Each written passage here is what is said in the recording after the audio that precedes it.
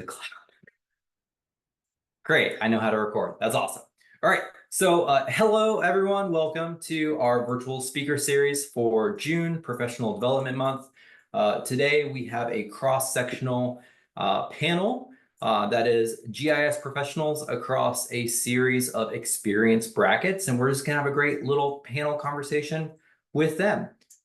So again, welcome to everyone. I'm going to give all the speakers a minute to kind of give us their super short bio / elevator pitch or whatever, and then we can start. So we can go, oh man, I was like, let's do Alpha, but then we got 2 A names and it's really, we're going to start with Alpha. Aaron, that's you. Alpha, but first name. So here we go.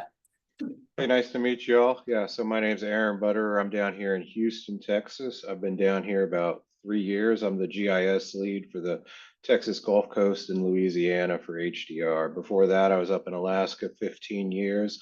I'm also a licensed land surveyor, and I've spent a little time in Wyoming as well, working as a land surveyor.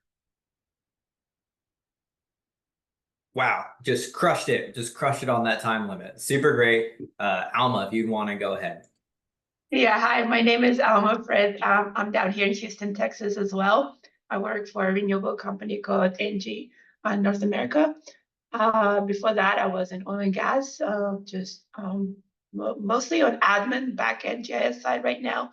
Used to be an analyst, but yeah, I'm really excited to be here. Thank you so much. Fabian? Hey, so I'm Fabian. I'm down in San Diego. I just actually I started working for San Diego Gas and Electric, and I basically map like their whole electric infrastructure. So I've been doing that for a little bit over a year, and I graduated about 2 years ago, so fairly new. Great, thank you so much. Midori? Hi, everybody. My name is Midori. I'm a senior imagery analyst with GISP. I actually used to work as the GIS manager for the Kansas City HDR office with Aaron. So I'm happy to be here and happy to be back in imagery. And Suneetha. Hi, everyone. I am Suneetha Alla. I have a civil engineering and environmental engineering background from India. When I moved to US and when I wanted to start a new career, I wanted to do that in GIS. I was always intrigued in GIS. So I started with Coursera. I did some certifications from University of California, Davis.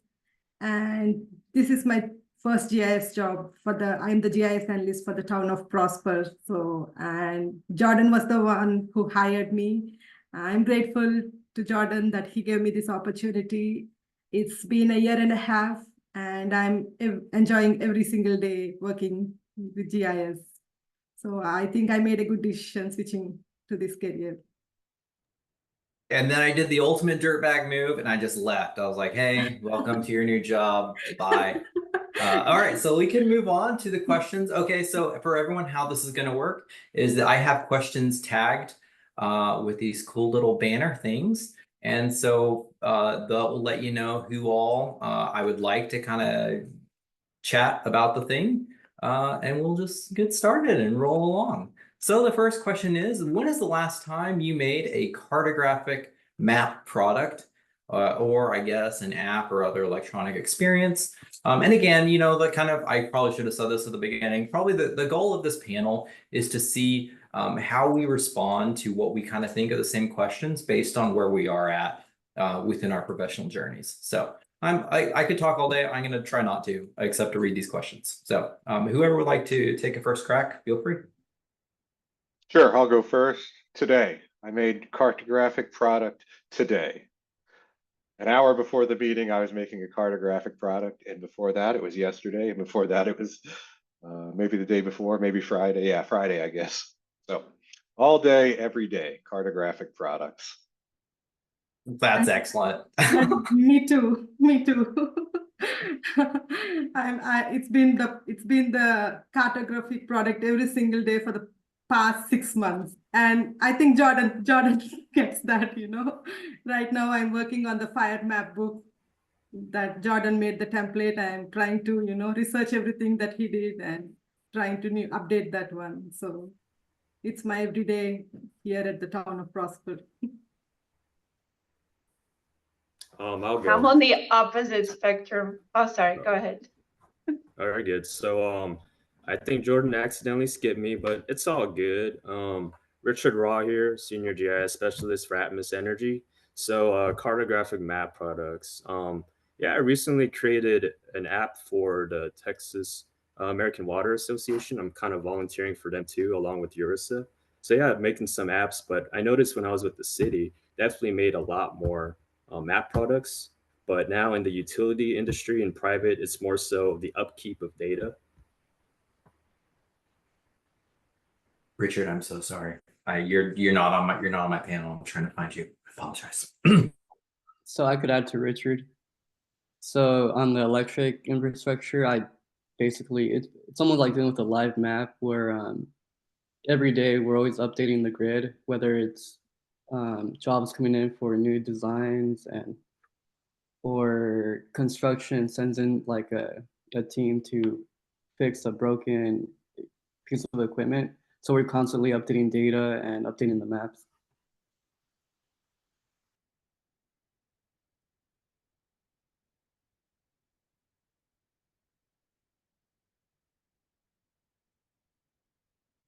Okay, well, we can move on. We can move on to our next question. Here we go. And whoever would like to start, please feel free.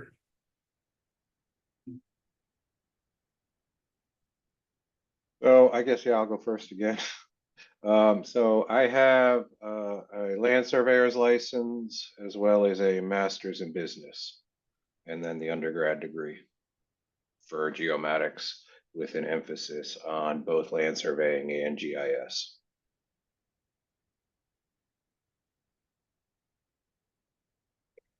My certifications come largely from the NGA. So I graduated from their geospatial college, if you will. So it is a diploma. It's technically a certification that we have. And then I'm currently working on my Sec Plus with CompTIA. That's the great thing that GeoCGI has us do. So it's more of an IT related certification, but I will be testing out for that very soon.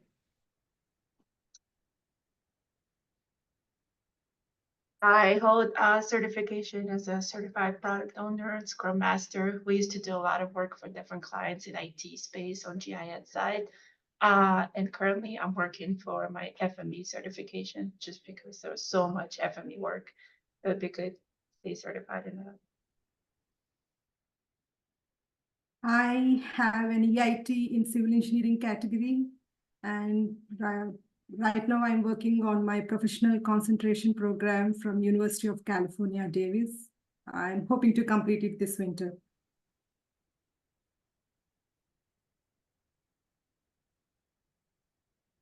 Very exciting. I love hearing what all people have. For me, I'm like, I got a GISP, but it's cool to see like other useful things, like a Scrum Master certification that's like top tier. I mean, like now that I'm in a org that's like doing the Scrum thing. Anyway, we're moving forward. All right, here's our first bracketed question to our fresh GIS professionals. What advice do you have for students still in their degree program? So something you would have wanted to know while you were still in school. I'll take a crack at this. So my background is actually criminology. I do not have a GIS degree, but I did take some classes in it. I thought I was pretty good. I liked it. So I guess my advice is, even if you don't have a degree, there's still ways in to the industry. Just try to create like a portfolio basically of stuff that you did from class. I wish I focused on programming more, but I didn't really have enough time for that. But I guess I'm kind of doing that now. But yeah, that's my take.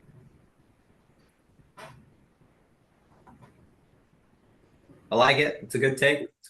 Fabian, what's up? I think for me, it was just building up my portfolio as well and getting like internship experience, like in GIS or doing projects for like classes and stuff. And after you graduate, it just apply to as many GIS jobs you can, and then your chances will become better at getting one. So like for me, for like 6 months, I was applying, and then well, I finally like got an opportunity and I took it. So any opportunity you get, just take it and build on your experience. Cool. I love that. You know, for me, it's like I had this weird idea in college that my college was going to help me get a job. That was not the case. So, you know, my advice to people in your degree program is that your college is likely not going to help you get a job. I mean, they're not going to get you a job. They're not going to get you interviews. That's on you. So, you know, build that portfolio, apply to all the jobs, job description requirements. That's a wish list from HR. That's not everything you got to have. All right, moving forward. Okay, what advice do you have for a GIS professional that has just entered the industry? Something you would have loved to hear. Say yes and do everything. And the reason why I say that, and I don't like prefacing it with if you don't have a family, but sometimes it's a little bit easier to say yes to things, you know, if you're single. Not that, again, your family wouldn't be supportive, but you're fresh out of college, you know, and or you've just changed professions and you have the opportunity to do more. And the reason why I say that is because throughout my career, I've been doing GIS for 13 years now.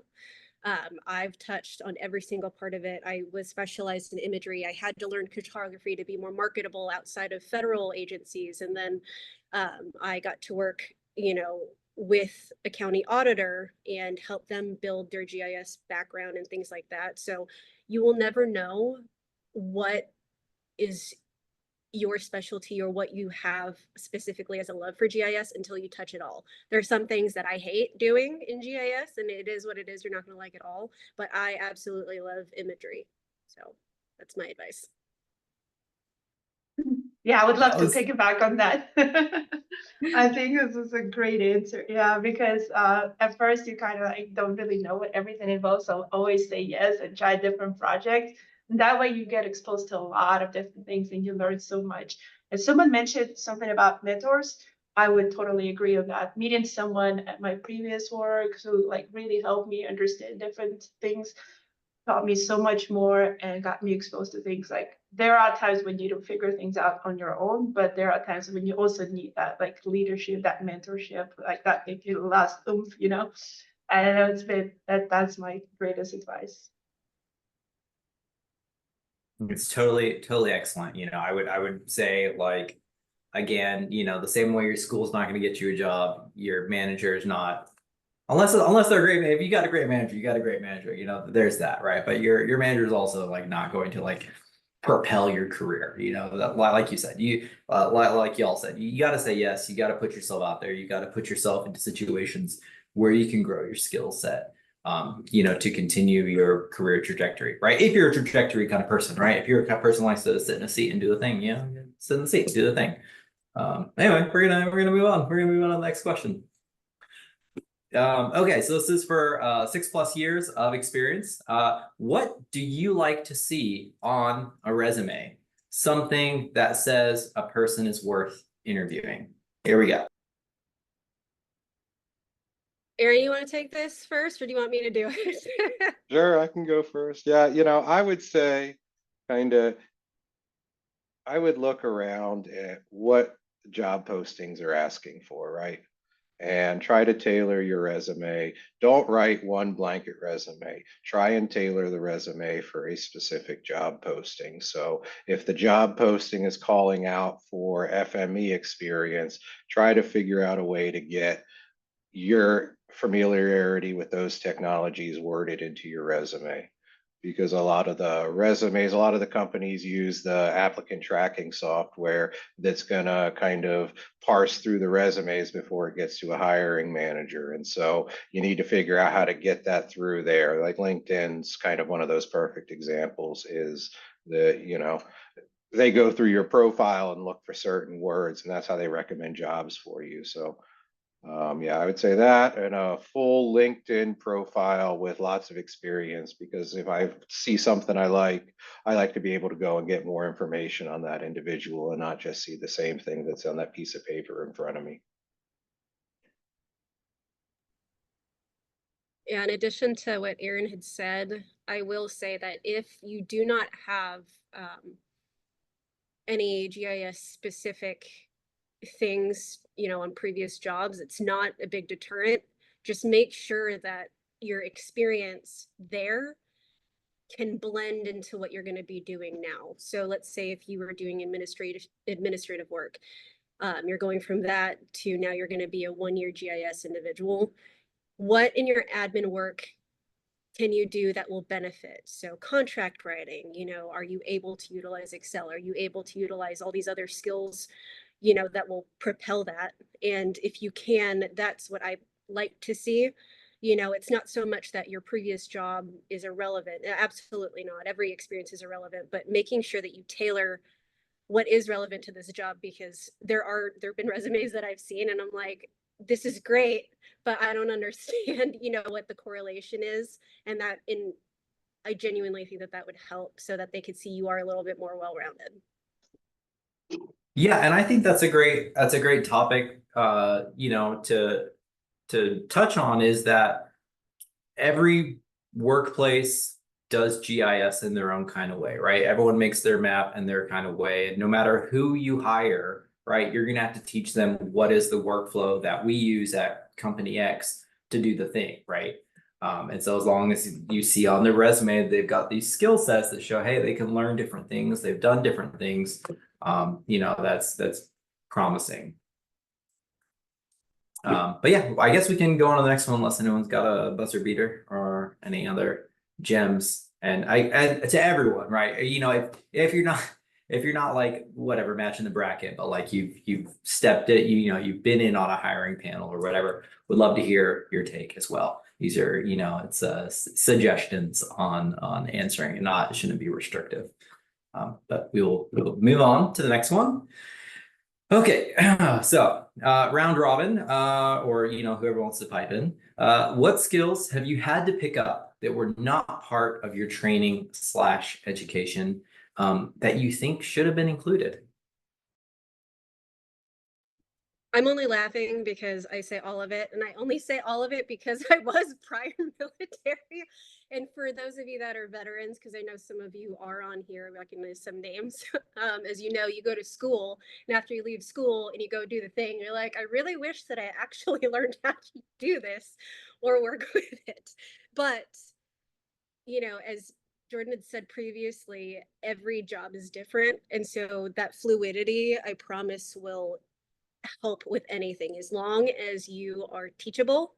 And that's one thing that I will tell you, is that no matter if you have the training or not, if you are not teachable, you will not be successful. And I don't mean that as a slight to anybody, but even great leadership can take criticism and they can understand by learning from others. And so again, it's like, as long as you are receptive to any type of good criticism or bad, but I think that would help. Yeah, I would add on to that, I think one of the most important skills to have is learning how to learn, right? This technology changes every year, and what we learned 5 years ago is not going to be almost even relevant here in another 5 or 10 years. And so you've got to, especially in a fast changing technology field like this, you've got to learn how to keep learning and always be learning something new and staying on top of things. Yeah, absolutely. What I noticed, GIS is very broad when it comes to industry. Like, it could be utility, land planning, engineering, what have you. What I've noticed though is, I think learning a little bit of the IT side helps a lot. Like, just some database related stuff, knowing some little bit of SQL and all that. I think that really goes a long way in whatever industry you go to.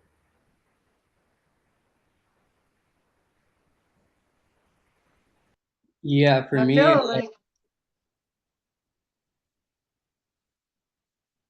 it was I went to school all this time and I was on ArcGIS Pro, and then I come to this company, and there's still an arc map, so I kind of had to rewind a little bit, and then I went to school for geography, but then here I'm learning about like the whole electric system and all that stuff, so I had to learn that for about 3-4 months. So like everyone says, just keep your mind open and keep on learning.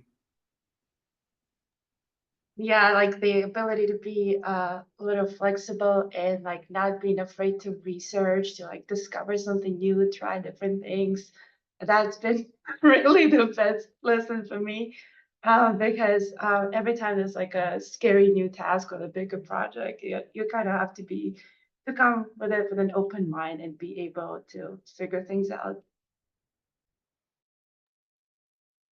And for me, it was the enterprise administration, the ArcGIS enterprise and the database administration, the versioning, all those stuff that I didn't have the training, and I was learning that on the go, every day when I do something. That's what I've been learning the past year. So it was just GIS, it was just pro and the basic GIS for me in my training, but the enterprise is something that I'm still learning, trying to develop my skills. I love that. I love all those answers. For me, the jump from analyst to manager was the hardest, because there's just lots of stuff that like no one teaches you how to manage people and how not to be horrible at managing people. So just a quick shout out to the ERISA GIS Leadership Academy. They do a great job of teaching you like the administrative and financials side of it. But for me personally, like managing people is like kind of rough for me. It's not my strong suit. But we are moving on. We're moving on unless anyone's got some gems they want to throw out. Okay, so what professional organizations are you a part of / active in? And it doesn't have to be ERISA, Texas. Winky face.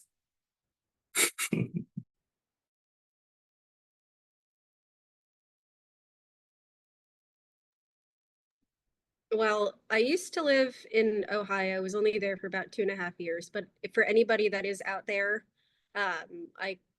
if you want to drop your email or something, I can get you guys into a group called Guano. This guy, Richard Katapish, I know it's Geospatial. I can't remember what it stands for. He did it on purpose, but it's for like the Ohio residents, and it's great. They also offer job opportunities and things like that. And then they have a lot of seminars that are free.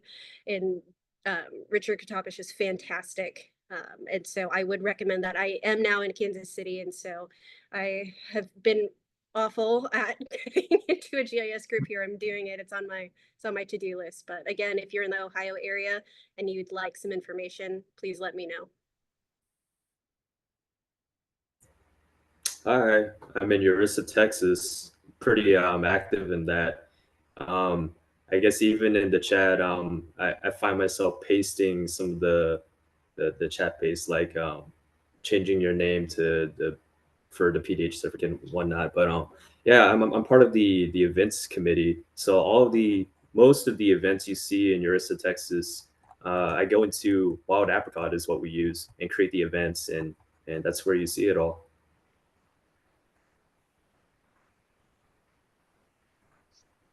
I'm part of HBUC Houston chapter. I help organize quarterly events. So if any of you are interested, feel free to join. Every quarter we host presentations followed by happy hour.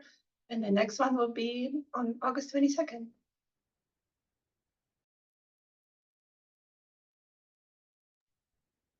I would say that, so I'm a member, or have been in the past, members of the Alaska Society of Professional Land Surveyors and the Alaska chapter of ERISA. Now that I'm down in Texas, I think I've transferred my membership over to ERISA Texas, but it may still be a ERISA Alaska.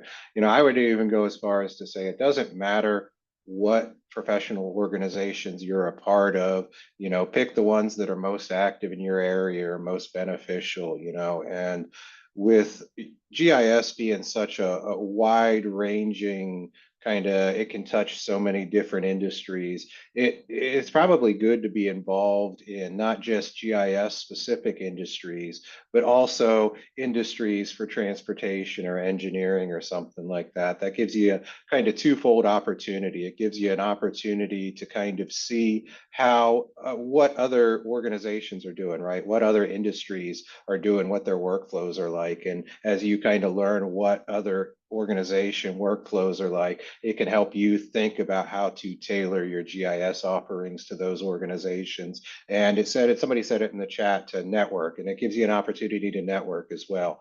You know, it's easy to be comfortable sitting around GIS professionals, but in general, as you get further along in your career, GIS professionals aren't the ones that are going to give you a job or give you projects and whatnot. It's going to come from those other industries that we can support. So I think it's good to get out there and just don't get hung up on which organizations to be a part of. Just get out there and get involved in organizations, get your name out there, network, and think about what services a GIS professional can offer to some of these other organizations. Yeah, when I was a hiring manager, one of the things that really always impressed me about people's resumes is when they had listed a professional organization. That tells me that you're willing to give back to the profession, that you're decent with talking to people, right? That you can have commitments and follow through, and all of that without like having to have a certification or having to have a degree. Just being able to say that, hey, I'm a part of this group. I volunteered for this group. Like that speaks volumes. And you may not have realized that as a job seeker. And something else I would say is, Jordan, you talked about your transition to a GIS manager and kind of the soft skills, the people skills that come along with that. There's organizations to help you develop that. There's the Toastmasters that helps develop public speaking, but serving on the board can kind of help with some of that. If you're a kind of an analyst or a senior analyst and you're trying to figure out how to make that jump to management, but you don't have any management experience on your resume, you start looking at being on the board for these different organizations and whatnot. And that's, it's management. It's not managing, direct underlings or whatnot, but it is managing as well. And, I think that stuff resonates with hiring managers. Yeah, for sure. 100%. Yeah, that's where you're like, yeah, with the hand raise. That's great. Okay, so we got this next question here. Again, it could be fraught, right? Some organizations prohibit their employees from using that. If that's your organization, feel free to pass. But this question is, have you used AI, artificial intelligence, ChatGPT, Gemini, formerly Bard, Bing, to help you make decisions or other work products? And then that thing is not supposed to be there in parentheses. I'm just lazy and I'm bad at making slides. So whoever wants to take that, feel free. I've actually never used ChatGPT or any type of AI. I have a few friends that, we butt heads on this, but the difference is that they're writing specific documentation. And for me right now, I'm redoing the entire imagery strategy for a project that my company is working on. And the reason why I don't know if it's, forbidden for us to use that. It hasn't crossed my mind, but the reason why I don't like using it is because I need to have an understanding. If I am writing it and it is my sole job, I have to know what I'm inputting. Is it correct? Because even though AI might put something together, in our world, certain words aren't necessarily, meaning the same thing. And the reason why I say that is, like, you have these acronyms, you have different things that AI wants to fix or input another phrase in there, and it doesn't make sense logically. It might make sense in the English language, but not in GIS as a whole, and so that's just my take on it. I'm not necessarily against it, but if you are writing something that is going to be used on a broad scale for people in your office or for clients, I would recommend just, sucking it up and doing it the old-fashioned way. Yeah, to echo Midori's point, I would say it should be supplemental. Like when you really know how to do your stuff is when you should like kind of use it to like help you like, do some of the, I guess, the basic work for yourself. to supplement whatever work you're doing.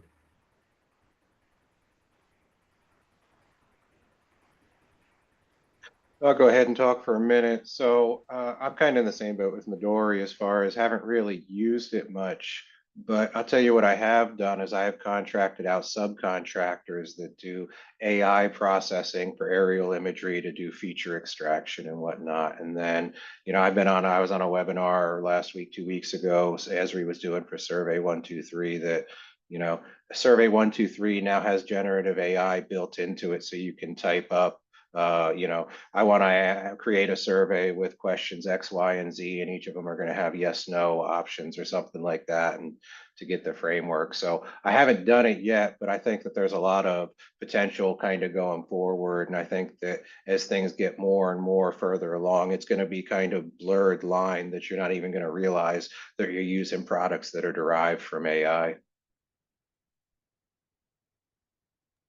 You have to be very strategic on how you use AI because one, you got to train it right, give the right context and all that. Do you really want to spend all that time doing that? And then GIS is like super niche, super specific. So like not to worry about like, when people have conversation, AI replaces that, not in this space. There's just so many technicalities, right? That it's just impossible to know all of it. Maybe later, I would say like maybe documentation, step-by-step instruction, all that, it would be really helpful in some regards. Or like quick little scripts that you don't want to spend too much time on, and it can like take 5 seconds for AI to generate that for you. But anything super complex in terms of development and all that, probably not. It needs like secondary review and all that. And maybe in that regard, you would waste even more time trying to use that. But yeah, I would also agree with Aaron on like at certain points it would be all blended. It's you just got to be strategic on how you use AI. Yeah, at my previous job, I used AI for writing emails to vendors because I have kind of a deadpan writing style that does not come across well without like lots of emojis and whatever. And I spend too much time like writing emails like, does this sound good? How angry do I sound? I don't want to sound angry. And so I would just like write an email real quick and like feed it to the chat GPT, like, hey, make this sound not mean. And that was kind of my use case in my previous job. But I agree with all of y'all. It has a tendency to hallucinate, especially in very niche fields like ours. So I would say beware and use caution if you do use it. And let's see, next slide we've got going on. What do you find the most exciting / interesting aspect of your job, or least exciting, least interesting? Something new every day, even though it doesn't seem like it. There's always a new problem. But I mean, it's hard for me to say least interesting, and I only say that because I really like my job. And they say if you love what you do, you don't have to work a day in your life, right? And so at least in my current space, I don't have a least interesting point yet. So.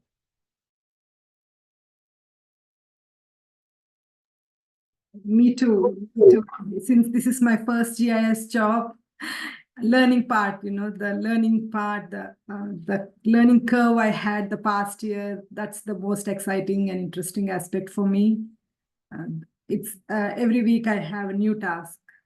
It seems challenging at first, but then a week later, I'm able to, complete the task, and it makes me happy and excited to take up on the next one. So I think it's the learning part for me that's most exciting. I agree. Like, especially when say I'm like given a task and then I have to figure stuff out to make the task go and make it work. Yeah, that's probably the most exciting part about my job, at least. Yeah, probably the same response for me. Like there's just so many new things every single day that you learn. You tap into like database management, documentation, communication, like industry specific things you need to learn just to understand the process. You have to like really understand what you're doing and the scope of work before you build any map or product or all of that. But at the same time, it is really hard to explain to your friends and family what you do. I don't know why every single time.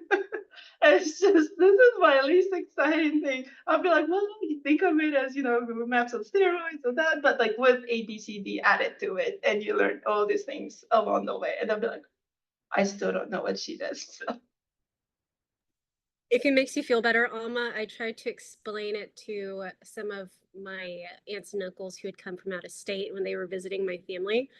And I don't know how the conversation went from, because this was back when I was working at HDR and we were working on railroads, and I was learning a whole bunch of stuff and bothering Aaron Butter, who's on the panel, because I didn't understand what half the stuff was. But essentially the conversation boiled down to my daughter does something with trains in space, and I'm like, oh my God. So I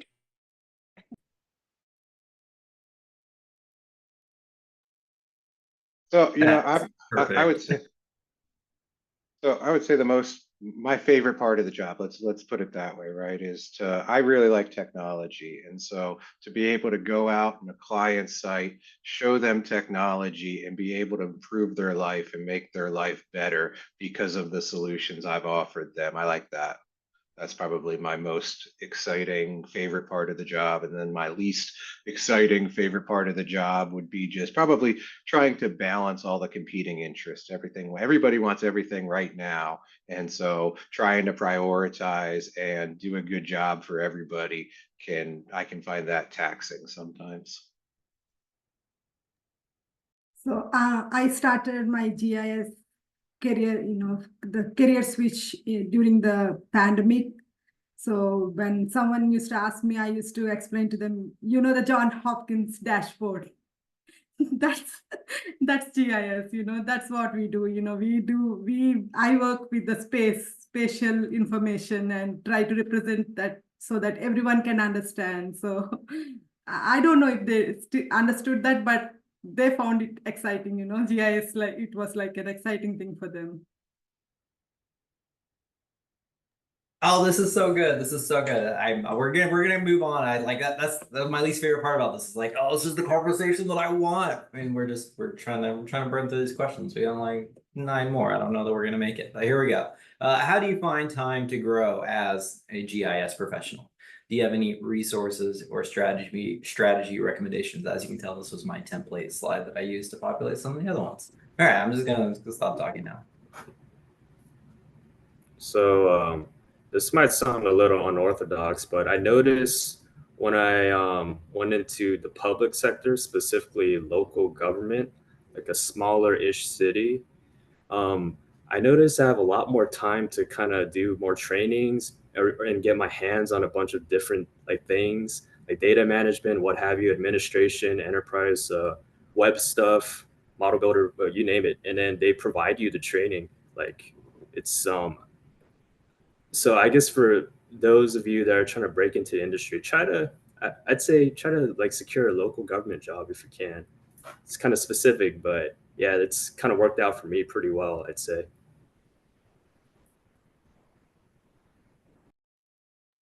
If you're not able to access any of Esri's schooling, I would recommend, going on YouTube or Googling something.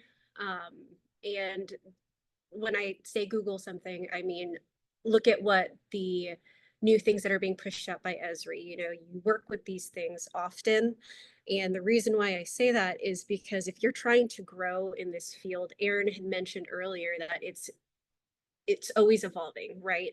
And if you're in this field, that's probably because you love it. I mean, I would hope that, at least 90% of us love this field. But again, if you don't have the tools or you don't have access to the tools that will get you ahead with certain certifications, the easiest thing that you can do, Google or going to the Esri website on how to do stuff. How can I make this map better? I don't have access to all these other things, but they do have free tools that you could use that are cleared by Esri. And I keep going back to this thing called Firefly. 2018, I was helping with wildfires out in California, and they wanted not so much a generic cartographic map, but something that looked a little better.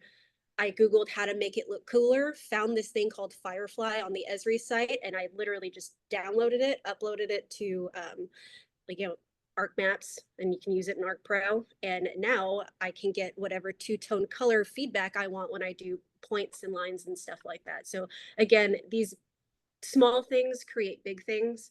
And the more you learn about the small things, I promise it'll get you a lot further than, you know, trying to make this astronomical map or knowing how to do all this. It'll come in time. So perfect, again, the small things so that you can grow as a professional. Yeah, I think that John Nelson has done more to advance everyone's cartographic skill set than any other person on the planet. He's totally fantastic.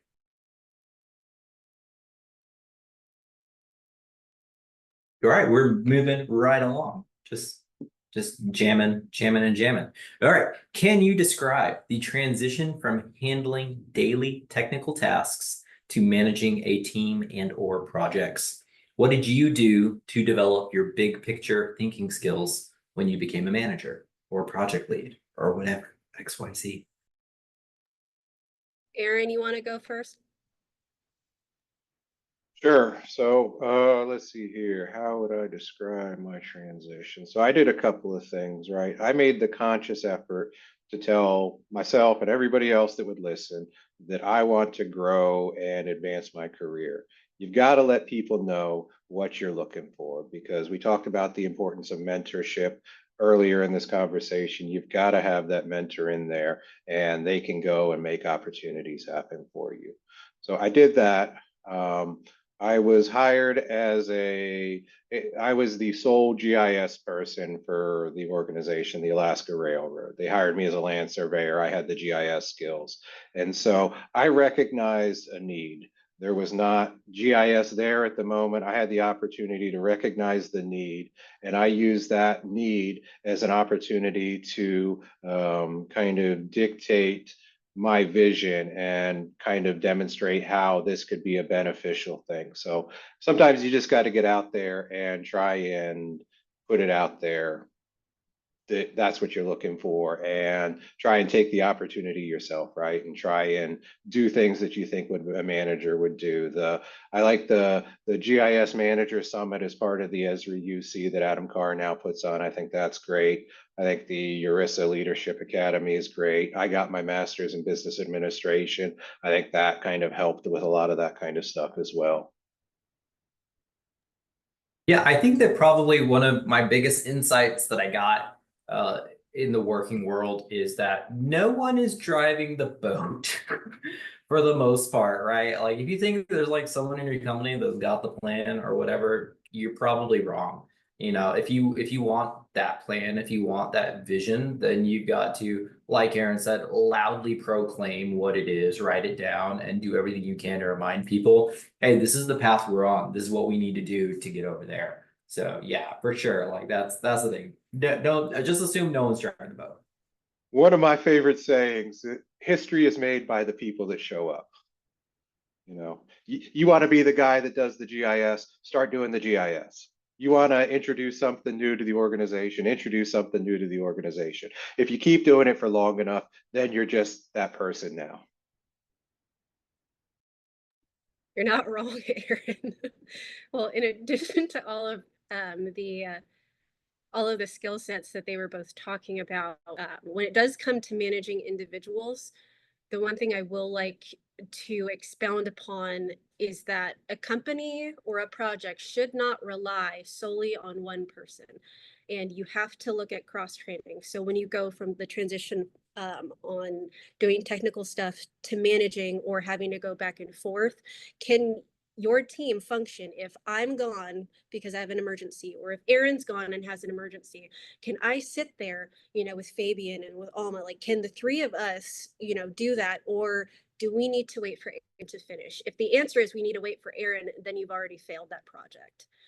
So that is a big thing that people need to understand, is that I see, you know, the job security and being the only one that can do it. However, it puts you in a bind where it's difficult for the team and the company if you go on vacation.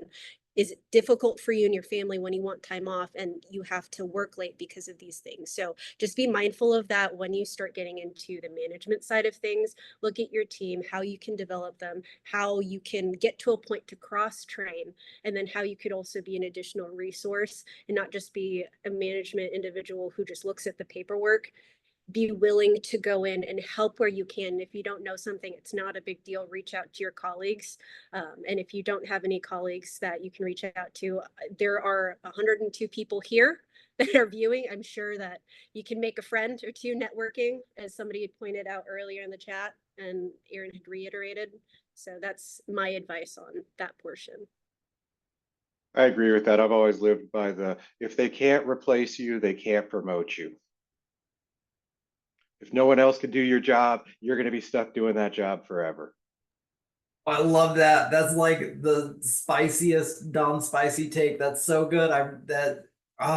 Because we're always like trying to be like, I want to be irreplaceable. It's like, then you won't be replaced. You'll never go up. That's great. I've never considered that. I think that's Aaron's amazing. spicier than he likes to let on. Okay, so in a given week, what GIS task and non-GIS task do you spend the most time on? And then does that surprise you?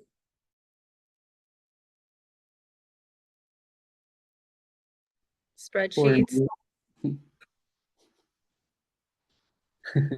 For me was writing emails to like designers and planners, asking them exactly what they want, because sometimes they'll design something, but in the network it doesn't really make sense. So it's just trying to make sense of what they want.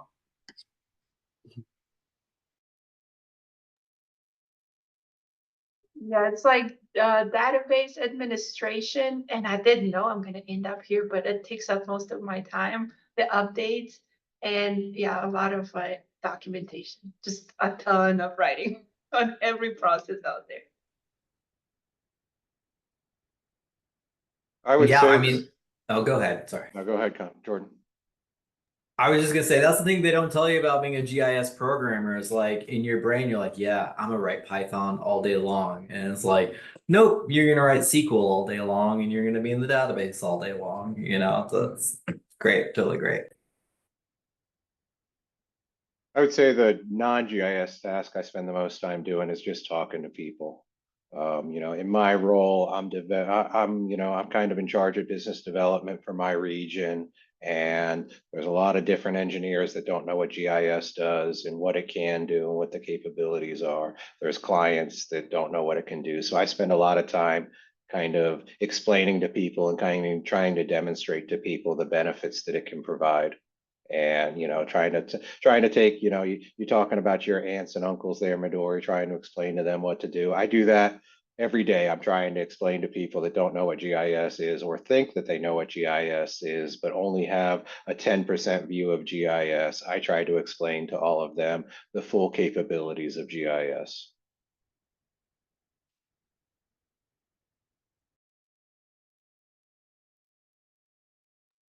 All right, we can move right along.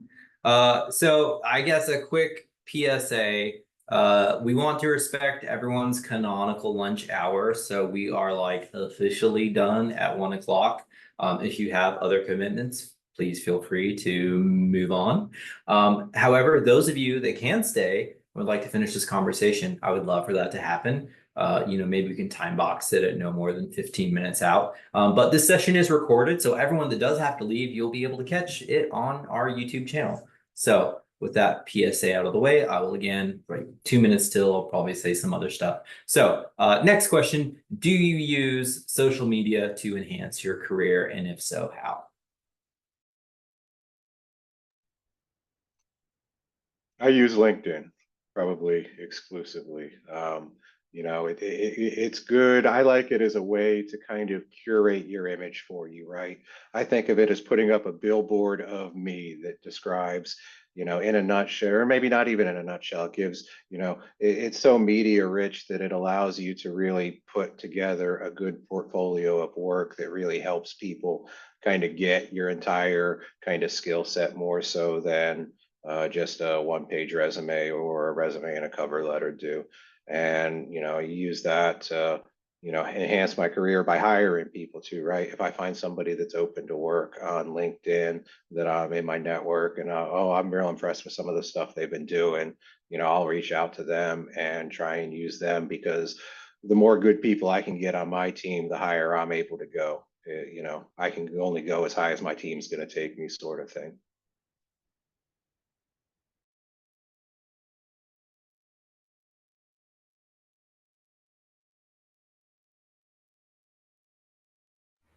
Yeah, definitely LinkedIn. Like Aaron was saying, it's kind of like the one-stop shop for like putting on, like just dumping your portfolio, even resume, whatever, like certain links to whatever web app you created or something like that. But LinkedIn for sure.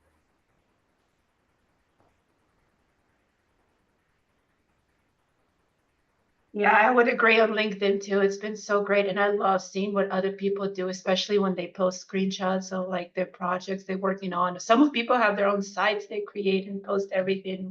I wish I've done that, but I just never find the time. I think it's genius when people do that. And yeah, LinkedIn has been an awesome tool for me to network and discover new technologies and stay on top of that too, and also see what other people are doing in different industries. It's been amazing.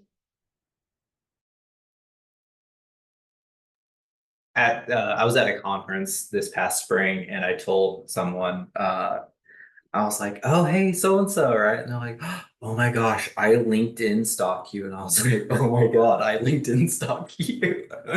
So I know, I just love when people show like, "Hey, this is the thing I'm doing," especially when I was in local government. I was like, "Yes, I want to build the exact same thing." So I love when people show like the sausage and share code snippets, all that kind of stuff. I love consuming geospatial content, and I think that LinkedIn is a great place to do that. Much better than like, I helped a homeless dog and then I was late for the interview, and then I got to the interview and it was the homeless dog and then I got the job, right? That's like, it's a cool story, but the code snippets and app examples are way better.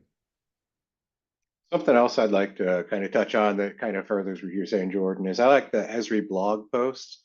I don't know, not quite social media, but they always go over the new features, and they're real good with kind of documentation on how to implement these new features, new technology. And I've used those a lot to kind of demonstrate what's capable, learn what's capable, and then kind of skin it for my needs.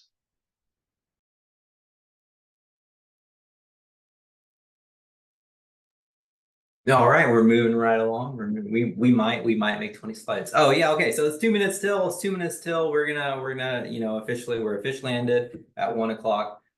So I'm going to we have like an ending slide. So maybe close your eyes so you don't spoil all the questions, or maybe open your eyes and keep them open because you're excited about the questions we have left ahead of us.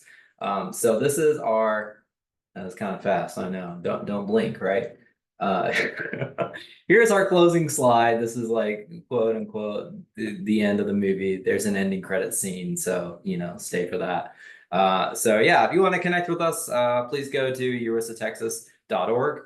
We do have a YouTube channel where all of our speaker series are recorded. So you're into that, it's there. We also just recently moved our podcast, More Than Just Maps, is now available in our YouTube channel as well, on like the podcast channel. YouTube's got podcasts. I don't know about that, but I did it, so I guess I do know a little bit about it. But yeah, if you want to get in contact with us, please email info@urisatexas.org. We would love if you volunteered. So if you want to volunteer, you can, and that'd be great.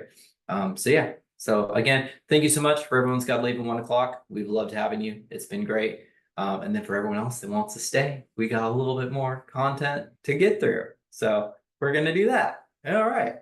Well, let's see if I can go backwards in this PowerPoint slide. Does that work? Yeah, it certainly does. Okay. We're gonna,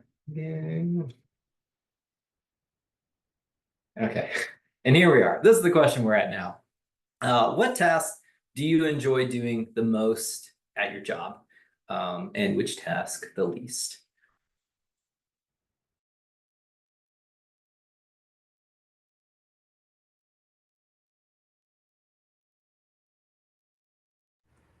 Okay, I guess I'll go. So I've recently been using Model Builder and FME in tandem a lot for some of the tasks I've been given. Really like that, especially FME compared to Model Builder actually, because the speed in which FME does stuff is like far surpasses Model Builder. Take forever, especially when you're like working from home. You have to like connect over like a VPN and whatnot. But yeah, anything related to those things, it's been great.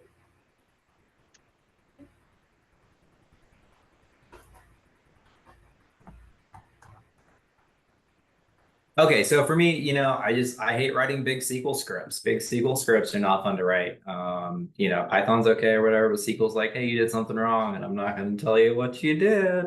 So that's the worst. That's the thing that I like the least. But what task I enjoy the most, right, is like I get to code full time. I think that's great.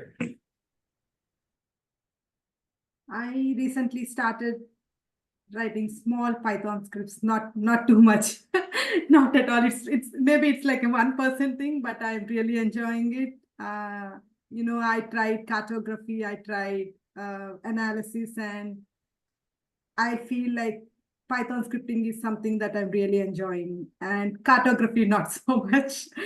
I figured that.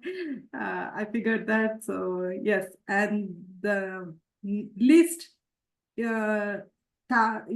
interesting task for me would be the emails and the communication, I guess.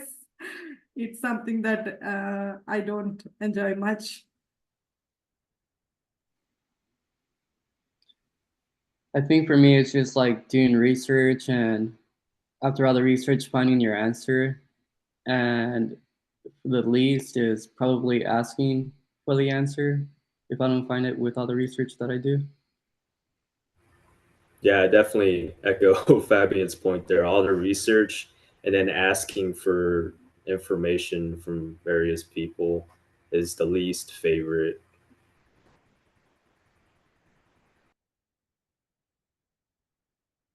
I would say for me, the least favorite is kind of the administrative tasks, the documenting your time in the timesheet, the writing proposals, that kind of stuff. And then the tasks I enjoy most are the ones that are impactful, right? Like I talked about, kind of going and introducing people to the way this technology can be used and having to make their life better. That's the stuff I like the most.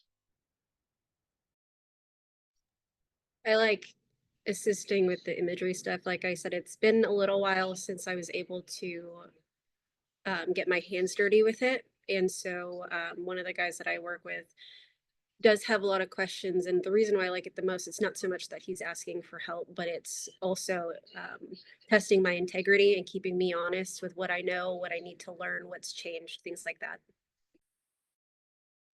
Oh, I love that. That's so great. What do you do to increase your effectiveness in your role? And take a lot of coffee. Hydrate. But the points, it's been beaten enough, I feel, at least this past hour, but know what you're doing. And if you don't know what you're doing, it's not a big deal, because again, it's ever changing. But be honest. I like to be honest with myself, with my team, with my bosses, because once that foundation is built, then you can start building upon trust. And that's a lot of the things that we deal with in our roles, is that you can go to a new company, but you always have to regain that trust with that new company. So again, being honest in everything that you do will help you be more effective, because they'll point you in the right direction if you don't know which way to go. And again, if you're teaching individuals, it'll also help you learn things that you didn't realize you needed to learn. I totally agree with Midori. Mine would be always trying to find resources to learn. I wish I had the time to learn everything, but I always make a list. I always try to look for the resources wherever I can find to improve my skills and learn new things.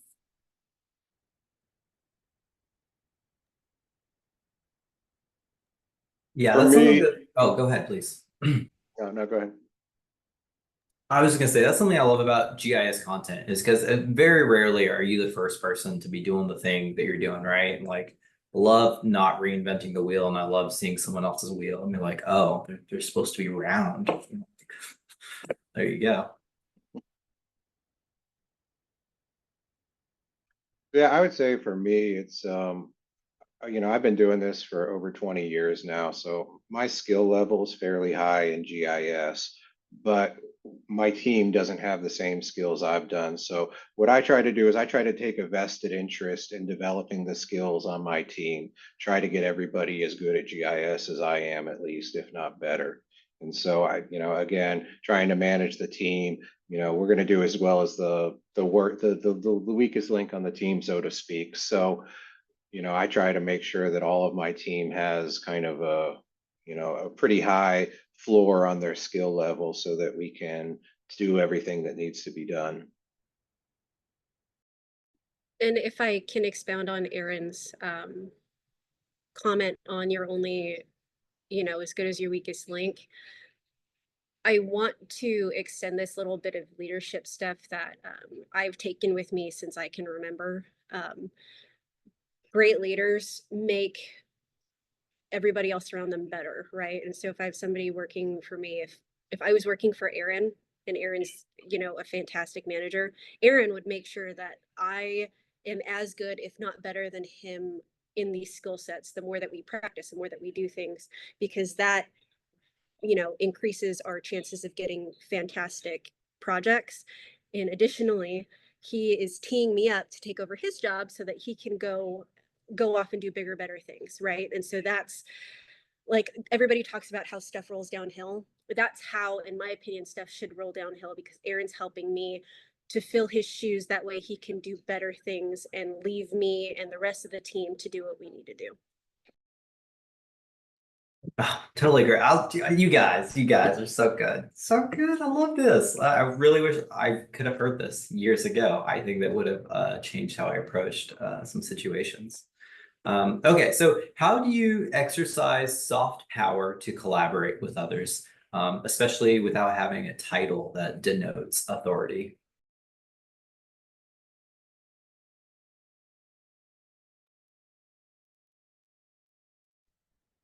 So, we talked a little bit about mentors and whatnot, but something else that Esri goes on about that I found beneficial is having an executive sponsor. You may not have the title, but if your boss's boss knows you through your boss and has trust in you, get them to go to bat for you, right? That would be one thing, is so that, you may not have the power, but you can convince somebody that does have the power to kind of dictate things. And then the other thing I've done is, to demonstrate the benefit, right? Nobody wants to work harder. Anybody that's against any geospatial solution that we may provide is because either they don't think that it's worth the effort to learn, or they think it's going to make their job more difficult. And so if you can go and kind of show them the benefit it's going to provide, it's going to get further along that way.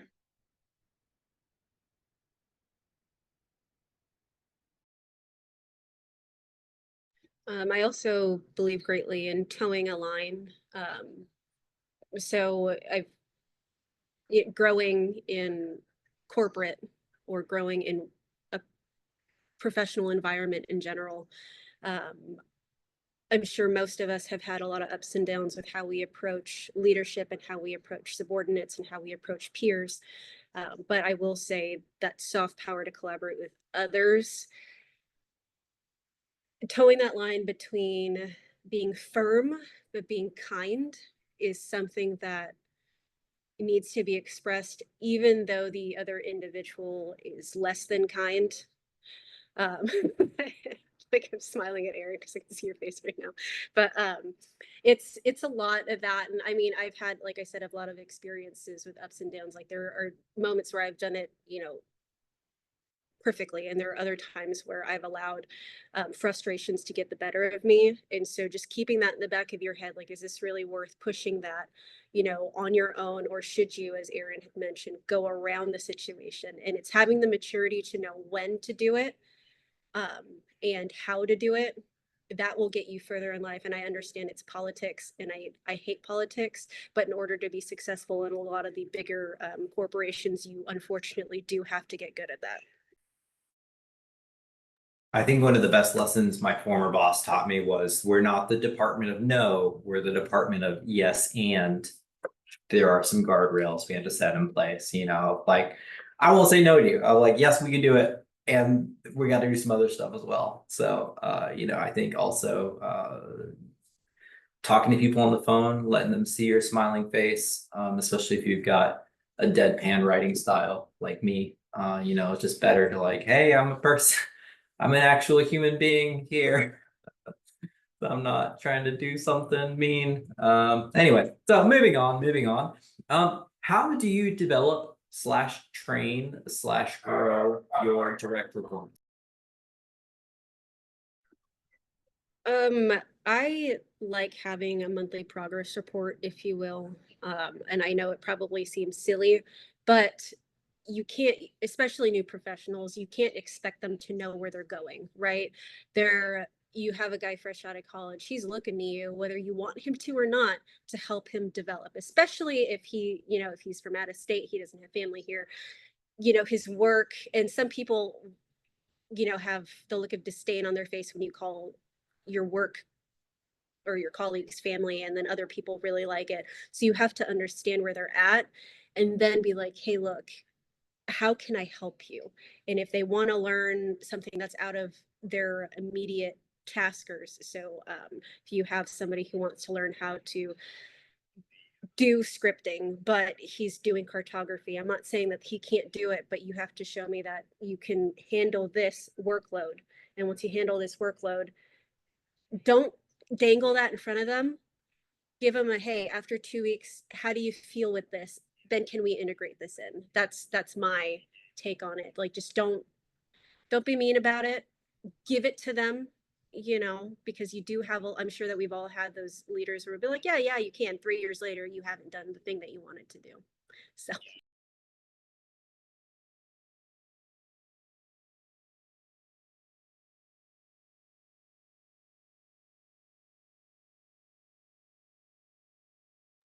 Okay, moving right along. This is we're at the penultimate. We're at the penultimate question, so pretty excited about that. What are your thoughts about promotion into management versus individual contributor status? And this is based on a survey provided. We had two people submit questions, right? This is one of the questions of what's the highest GIS position in the career path. And so kind of wordsmithed it a little bit to this other question, which I hope is similar, which I hope is like, answering the spirit of it. I'm just going to hop on real quick because I do have to get to another meeting soon. But what I will say is that it just depends on what you want. And the reason why I say that is because you have people that love GIS, but they want to manage it. They want to make a company better. They want to get their hands in everything. You can't do both because you have client management and you have to start looking at the larger picture. And then you have the individuals who, while client management is nice, they want to be the subject matter expert, right? So you have a SME, and it's difficult to say what the highest position is because your SME is going to know everything, but he or she is going to be continuing to learn all of that. And then you have everything else where you're in that management position. And then within that management position, how high are you going to go, right? You have your regional managers, and then let's say you get to director, but what's after that, right? And so it depends on what you want to do. And depending on where you're at in your career, I would say about 5 to 6 years would be a good point for you to think about if you want to be a subject matter expert and stay within this particular region, or if you want to branch out and learn more of everything so that you can start being an overall manager and start managing all of the geospatial aspects and not just one particular area. But with that, I really appreciate you guys having me on. I'm so sorry that I have to get going to this meeting, but thank you so much for everything. Thank you so much for staying in overtime. We appreciate it.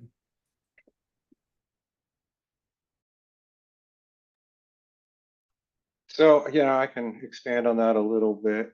This highest GIS position, I think that's kind of how do you quantify the highest, right? The highest salary, it's probably Jack Dangerman, right? He's probably that. So, that's probably the highest GIS position from a salary wise. Importance, probably you could say Jack again, maybe some section chief for the National Geospatial Agency, something like that. Or, starting a GIS consulting firm where you're the owner. And, those are kind of, in my mind, the kind of highest GIS positions. But that you don't need to have the highest, right? There's lots of good GIS positions. All the states have GIOs, geospatial information officers.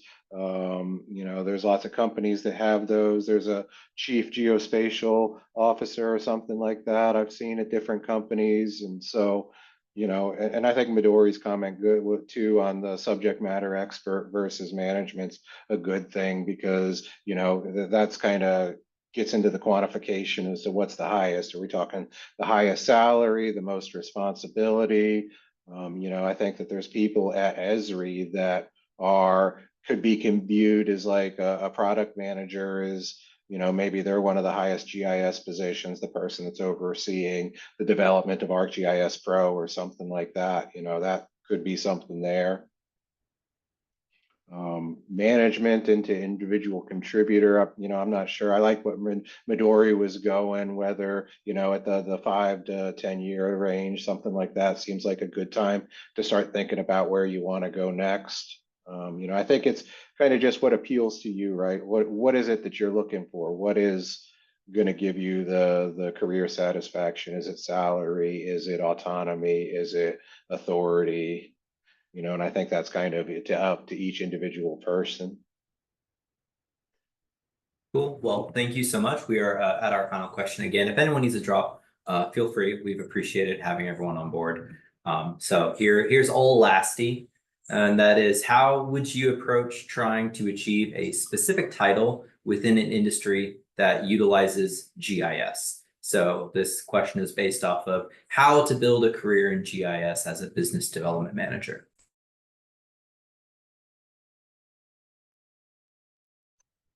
So I would say just start searching job titles in LinkedIn. That's the job you want. Go out and see what that job does. There's a great LinkedIn article that I always reference that I can kind of share in the chat, but it talks about what this person did to get interviews with Google and Amazon and Facebook and all these kind of big companies. And it really goes through a real good set of instructions. So I'll go ahead and post that in the chat here. Great. And we can put that in our recording notes as well on our YouTube channel. For me, I would just say, if you can see it, you can be it, right? But you've got to be able to see it. And so again, that's why LinkedIn is such a great place, because you can find someone with a title that you want, and you can set up a coffee time with them and say, yo, what do you actually do, right? Because a title might sound great, but the work might not be so great, So as long as you can network appropriately and be able to carry on a conversation like a regular, normal human being, you've got a good opportunity to do that. Anyone else have any other notes before we close it out again for the second time? All right, it sounds like no. Okay, so this is actually the ending. This is really, really the end. Thank you so much, everyone. We went 20 minutes over. Sorry, not sorry. I love this stuff. Again, next virtual speaker series will be July 30th. We do have a resume workshop clinic tomorrow, 6 p.m. virtually. Sign up at urisatexas.org. Other than that, thank you everyone so much for participating. Hope you have a great rest of your day. Bye-bye.